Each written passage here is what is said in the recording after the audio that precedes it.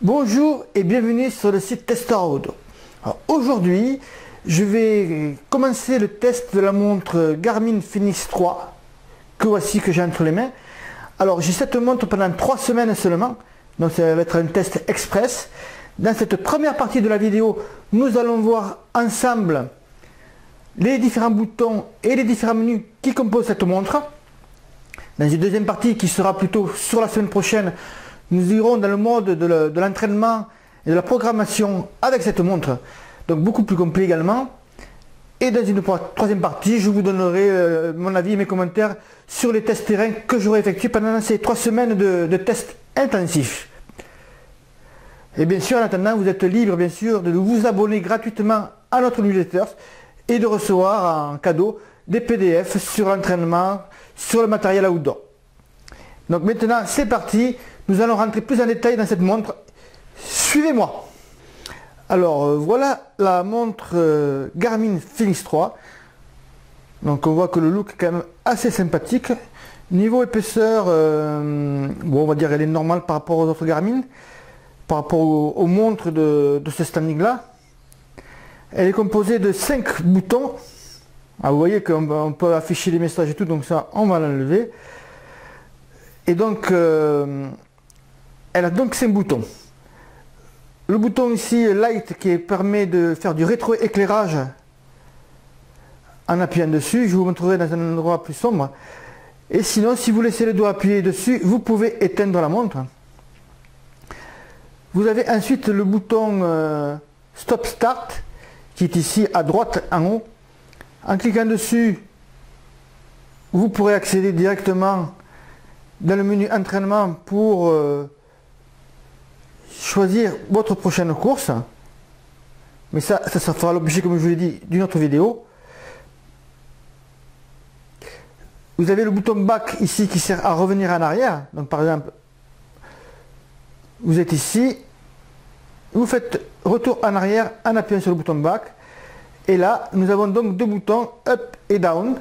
Donc un pour monter, un pour descendre. Il vous servira pour naviguer dans les menus, mais aussi pour des petits trucs que nous allons voir maintenant.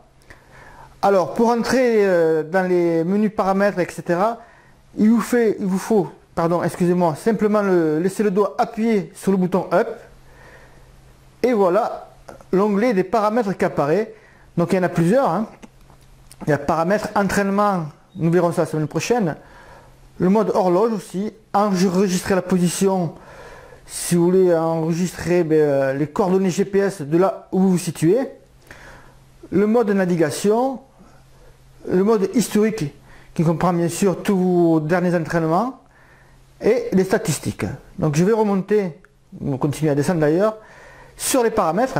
Et alors là vous allez voir que le mode est très complet. Vous avez d'abord les applications.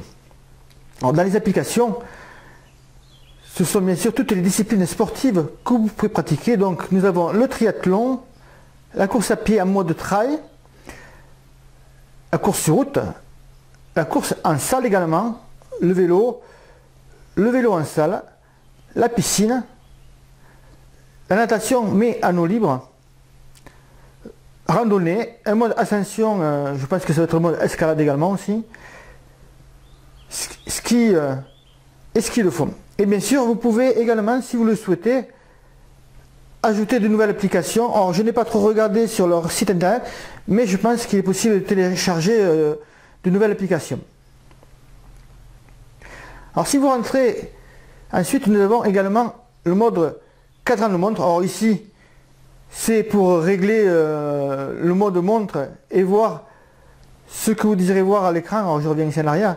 C'est cela, le mode montre. Vous pouvez choisir donc les couleurs, des chiffres, les différentes options que vous voulez apparaître sur l'écran. Alors là, vous, par exemple, en haut à droite, vous avez la batterie de la montre, le petit sigle à côté du Bluetooth qui est activé, et puis moi j'ai mis le coucher du soleil pour cela. Donc revenons dans le mode paramètres. Après les cadrans de montre, vous avez les widgets. Alors ça, les widgets, c'est ce que vous pouvez voir affiché à l'écran en y appuyant dessus. Je vais vous montrer comment après.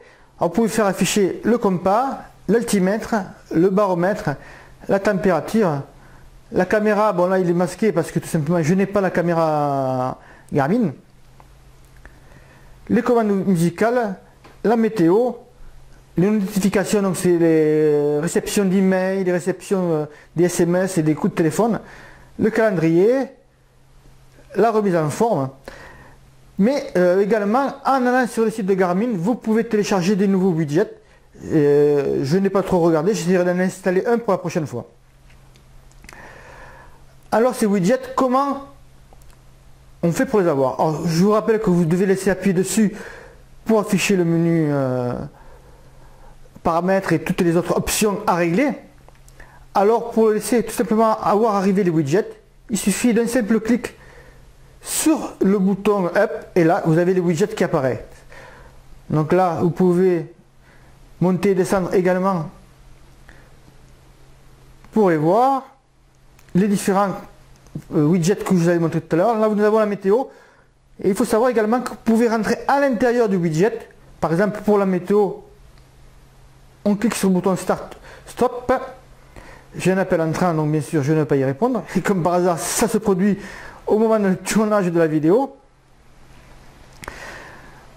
Donc là vous avez le paramétrage enfin vous avez plutôt par heure pour savoir la température qu'il va faire ici bon.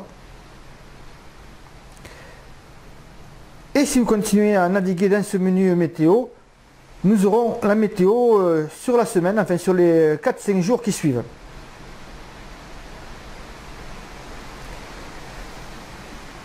Alors là c'est pour ceux qui ont le téléphone connecté avec les options musique pour écouter de la musique en courant.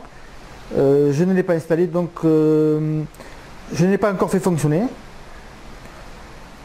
Les écarts de température ces 4 dernières heures, le baromètre, etc. etc. Tout cela c'est dans le mode widget. Alors nous allons revenir dans le mode paramètres. Ah, je me suis planté. Il faut c'est le doigt appuyer dessus. Donc, dans le mode paramètres, nous avons vu les cadrans de montre, les widgets, les capteurs. Alors c'est ici que vous allez régler le compas, l'altimètre, le baromètre, mais aussi les capteurs tels que la ceinture cardiaque ou le capteur de puissance pour le vélo par exemple, ou de fréquence. Vous réglerez également ici dans ce mode paramètres le Bluetooth et le Wi-Fi. Vous aurez également le suivi des activités. Alors, vous voyez que mes activités est activé. Alors c'est le nombre de pas en fait que vous faites à la journée et ça vous calcule si vous avez fait un nombre de pas correct ou pas.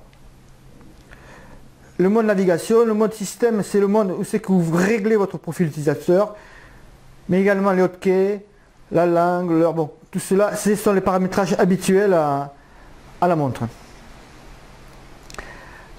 À part le mode paramètres, donc, nous avons le mode entraînement qu'on verra la prochaine fois. Le mode horloge, bon, c'est là que vous réglez le réveil, le chrono et les alarmes. Vous pouvez donc enregistrer la position comme je vous ai expliqué tout à l'heure. Le mode navigation, le mode historique, c'est là que vous réglez les activités par exemple, les entraînements qui ont été faits. Bien sûr, en cliquant dessus, vous aurez accès à toutes ces données, les détails, les circuits, la carte, le temps dans les zones cardiaques, etc. etc. Vous avez également les pas et les totaux, ainsi que d'autres options, c'est réinitialiser simplement les totaux, les remettre à zéro. Le dernier onglet qui s'affiche est en fait l'onglet des statistiques. Alors l'aide à la récupération, c'est entre deux efforts pour savoir où c'est que vous en êtes.